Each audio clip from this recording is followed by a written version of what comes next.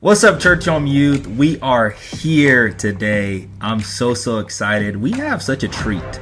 We have, I want to say, treat. Sorry, a treat. Thanks, Shaddye. I appreciate it. Okay, I'm gonna restart. No. God, I like it. Keep it going. Okay. That's a treat. We have one of my favorite people here today that we are going to be having a conversation with for the month of April. And she's one of the most important people to our church community, one of my favorite people, and also a mom to two current Church Home Youth students and one who recently graduated and recently got engaged. So I'm so excited to have this conversation with the one and only Pastor Chelsea. Pastor Chelsea, how are you doing today? I'm doing so good. That you're mentioning my son Zion, our oldest son, just got engaged. I was like, I don't know if high school students want to listen to me. I'm not only a mom, I'm about to be a mother-in-law. Like but you know what? I have a lot of experience to give, and I live life with teenagers daily. So absolutely. Look, thank you for caring to listen. Are you listening now? Okay, so you and Judah were the second ever youth pastors at Church Home. Do you have any epic memories from being a youth pastor? I've heard some stories. You guys, youth ministry was different in the 90s. Sometimes I wish we could go back. There were a lot less legal ramifications and no social media existed. Yeah, it was very different back then. I have so many good memories when it comes to just leading students and seeing students encounter Jesus. I think my two favorite things looking back. Well, first of all, students are fun.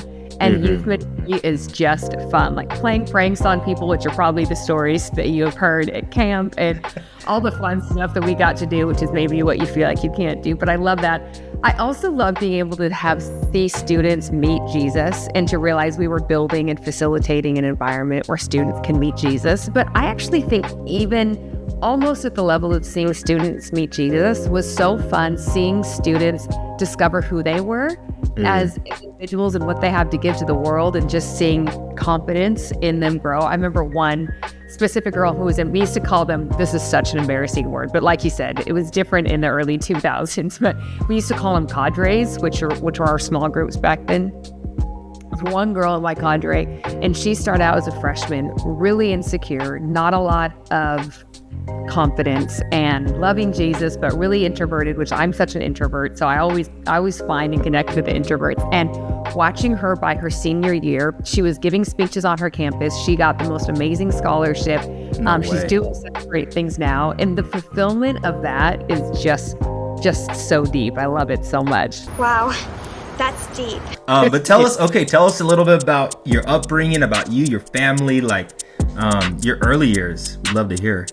Man, the older you get, the further away those early years become. It's did that actually happen?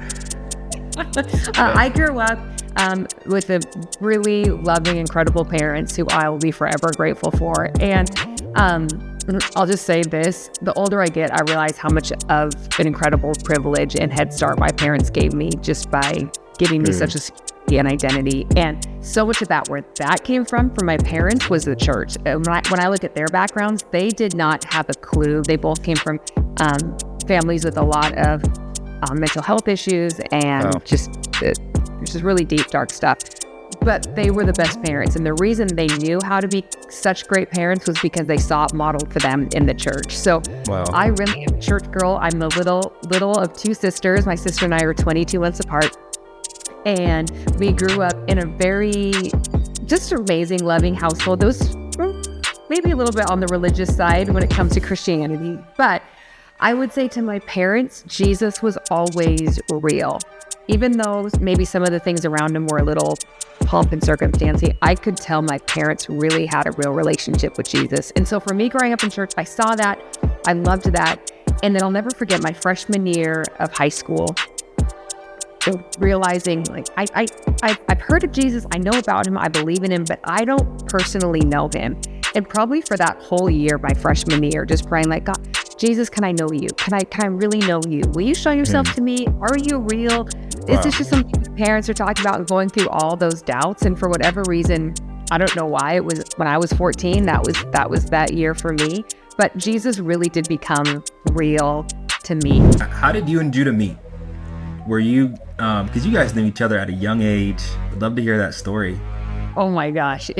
I will condense it down as best as I can. So our moms were church mom friends when they were pregnant with both of us. And I'm 3 months older than Judah. So they were, but pregnant at the same time. And this, okay, this is back in the 70s, should I? Believe it or not. Or ultrasound when you found out what your gender was going to be. But our moms would joke, let's have a boy and girl and get them married someday. And our families remained friends throughout elementary school. Our families would go on vacation together. So summer vacation, we'd go on vacation. Well, we both have 2 older sisters who were friends. And as older sisters do, all they wanted to do was ditch their little siblings. So they would play tricks on us, get rid of us. So Judah and I just end up like hanging out with each other. So when I was in 6th grade and he was in 5th grade, was when we started liking each other on safety patrol. Safety patrol still exists. I know it doesn't exist at my kid's school. They just like for crossing the street? Yeah, Does it still? I think so.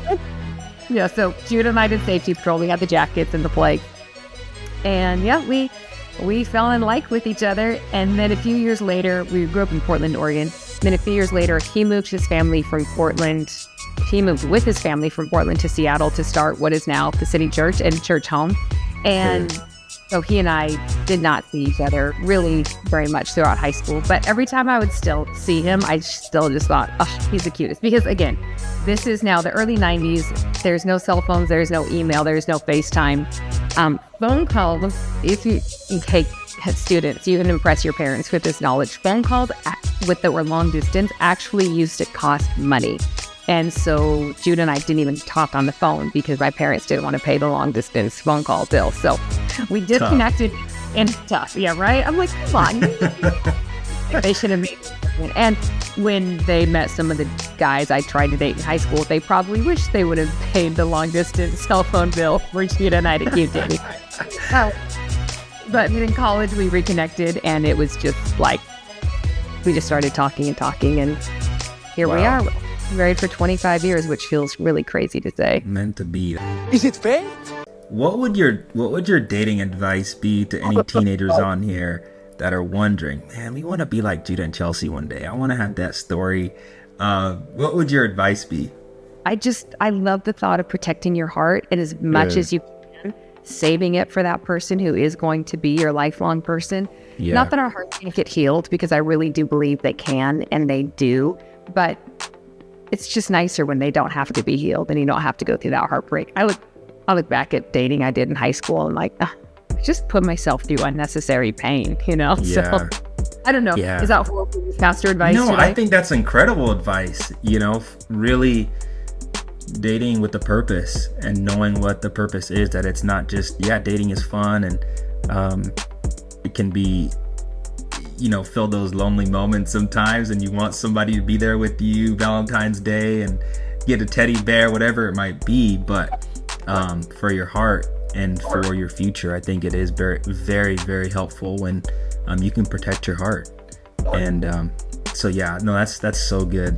What was that journey through high school following Jesus, and how did Jesus impact you as a teenager? Such a good question.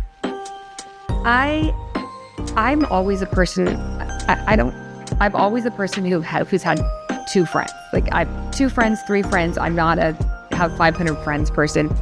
So I always had 2 really close friends. But my sophomore year in high school, both of those friends ended up at different schools, and I was there. Those moments of 15 years old, and our school was pretty small, but still that moment of I always packed my own lunches, so I get my own sack lunch. But then I was on the school milk program. Again, I don't know if those still exist, but somehow my parents thought it was like healthy for me to get my daily dose of calcium from the school milk. So I'd have to go from the cafeteria and grab my milk. And then that horrible moment of, oh shoot, who do I sit by? Where do I go? What do I do? A year where I didn't really have those 2 friends. And for me, even that year of really loneliness and just feeling awkwardness and feeling what was wrong with me, that I don't have other friends. And even though I kept my friendships with these two other girls, and they ended up coming back to school. But for that year, just really learning that Jesus can be a friend and he can help you in those lonely moments. Now, he doesn't help you look any cooler in the cafeteria when you don't know who to sit with, but there really is that presence, and that he can give a peace even when circumstances feel out of your control or feel hard or feel difficult or feel lonely. He doesn't always take those away, but there always is a sense of peace and protection in those difficult moments. Difficult? The month of April, we're going through a classic series, which you guys originally started years back, but we're calling it Jesus Is, and we're talking about who Jesus is. Are you doing Jesus is blank? Are you leaving the blank in there? So we do have the blank, then each week we have a different one. So we talked about how Jesus is our comforter, Jesus is grace, Jesus is God. Those are the three. In what you're saying, one of the things which I love that you said is that Jesus is our friend. And I think one of the key elements that you do in a friendship is you communicate and you talk. And that's one of the first things I heard you talk about was like, man, when I had questions, you went to God. And what would you say to somebody who maybe is like, I don't even know how to communicate to God. I don't know how to talk to God or even hear from God. Yeah, what would you say? What would you say to that person? Oh, that's so good. First of all, it was interesting for me looking back at that season, and because of our church environment, I didn't feel like I could talk to anybody else except for God, that I had doubts about God. Somehow I felt like that was going to make my faith less or not special. And I think because nobody talked about it, I thought something's wrong with me. Am I the only person? So first of all, it's one of the things I love about church home youth is that, hey, you can talk. If you have doubts about God, you can talk about them here in this place. It's not a place where you come for a religious performance or you have to get everything right. It really is a place where you can bring your whole self, your doubts included, your questions. And that would be the first thing I'd say is, hey, you don't actually, in the environment where students are at now, you don't just have to talk to God about it. You can talk to other people in the community about your questions and your struggles and your doubts about God. And what I love about God is, if God is God, he can prove himself to be God. He will show up. He can show up in your life. And your job and my job as pastors and leaders isn't to convince people about God or isn't to prove that he's real. That is God's job to do for himself. I have so much faith and confidence for my own children, but also for our students at Church Home Youth, that God is going to show up for them. And that's a supernatural thing, that we can create the environment, but really that God does. And it's been interesting for me to watch this as a mom, how differently God has shown up for Zion and how he's it and how he's shown up for Grace. It has been so different.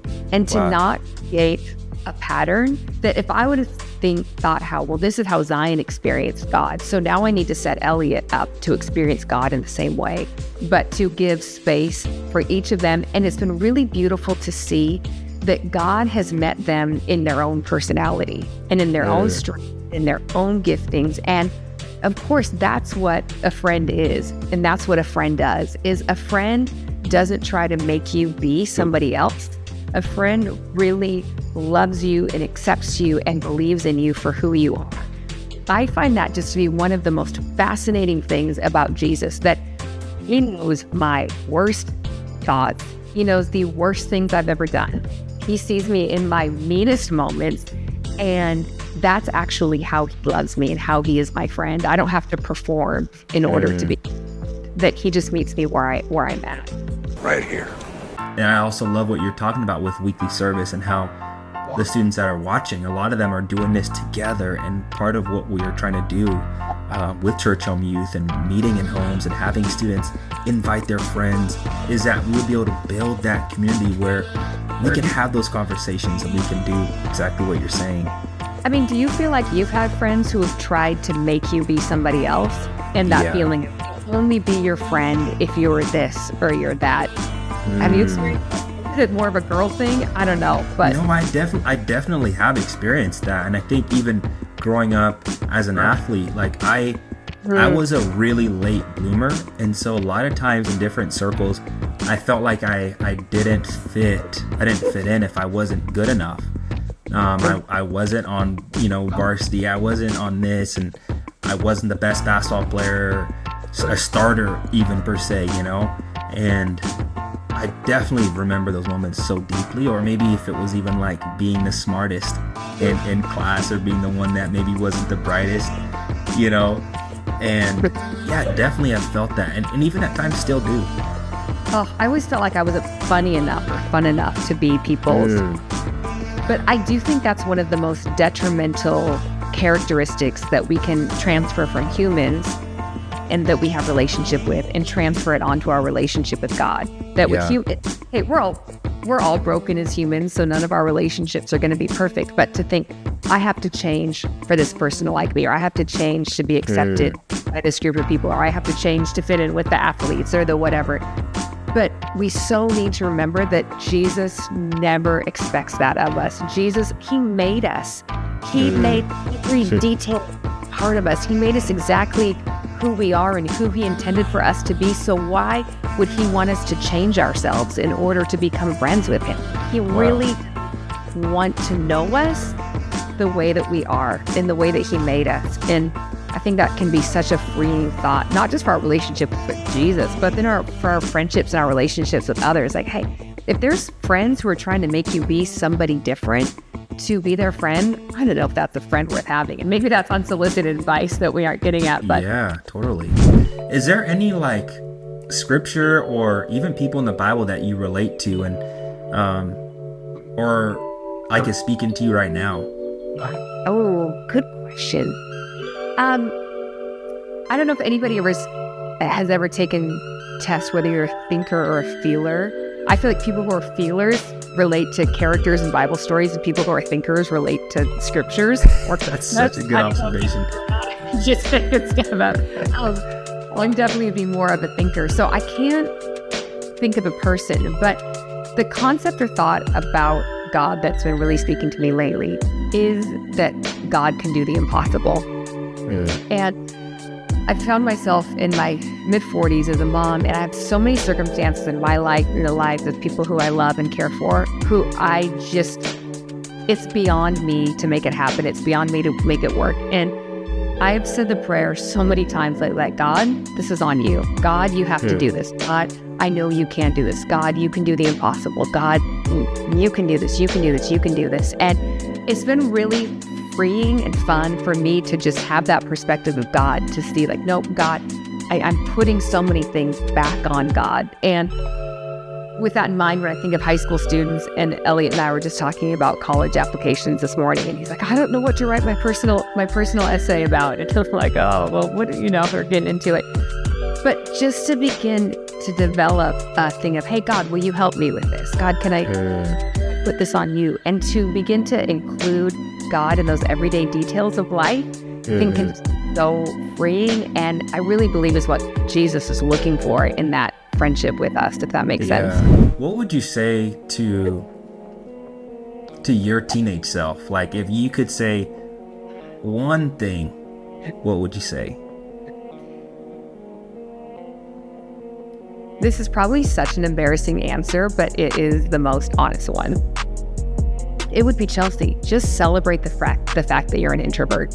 And I know that's very specific. I think a broader thought would be just like and embrace who you are, and don't try to be somebody else. But for me, it would be very specific of, I always thought somehow in our culture that introvert was a bad thing and extrovert was a good thing. Yeah. There's so cultural symbols that tell that. And I just would have enjoyed myself in my life so much better if I could have embraced that as a teenager. Like, yeah, I'm a nerd who loves to read, and I love people and I love socializing, but I also need time by myself to get energy. And I don't think I believed God could use me being fully me. Wow. And so I wish I could have just set that aside and just, because I really do like who I am. I really enjoy my thoughts. I think I'm awesome, but I don't think I knew that so much when I was a teenager. And I don't know if that's more a girl thing than a guy thing, probably. No, I think that's so good. I can't imagine having grown up with all of the comparison and competition and social media and all the things that our teenagers and students are inundated with. Judah and I say all the time, teenagers are heroes. Truly what you're going facing. And I know this is the only life you know, but take it from somebody who's lived a little bit more. You are such a hero. The fact that you're living, you're standing here, you're walking, you're doing so much better than you think you are. Yeah, that's so good. It's so good, it's so good, it's so good, it's so good, it's so... If you're watching this and you feel like you're not good enough, or you feel like something in you is broken or wrong or not right, I think the worst thing that you could take away from this talk is that, okay, now I have to go and fix it. I think the best thing you can do is to be honest about that and be honest to God about it and say, God, this is how I'm feeling. This is what I'm facing. This is what is real to me right now. And say, God, will you take care of that? Step 1. Step 2 is then just pray this crazy prayer, which is, God, will you show me how much you love me? Will you show me how wild? Will you show me that I'm enough? Will you show me that you made me the way that you want to make me? And then put the responsibility on God. You don't have to strive, work to make it happen. God wants to show you. God wants to do that. And sometimes it just takes you giving him permission or making space. And I really, truly believe that God will show up for you in such a supernatural, significant way. And I wish I could say it was a one-time thing that, you get it once and then you're good. For me, it's probably about every 6 months of, hey, God, will you remind me again that I'm enough? Will you remind me again that you love me? But it's an ongoing journey that I really believe just starts with you being honest with God, and he is going to flood you with his love, with his peace, and with his confidence. And your friends all around you are going to celebrate that with you, or get new friends. Bet. That's why I love that. With a mom, I'm like, just get new friends if they don't like you. You're too special.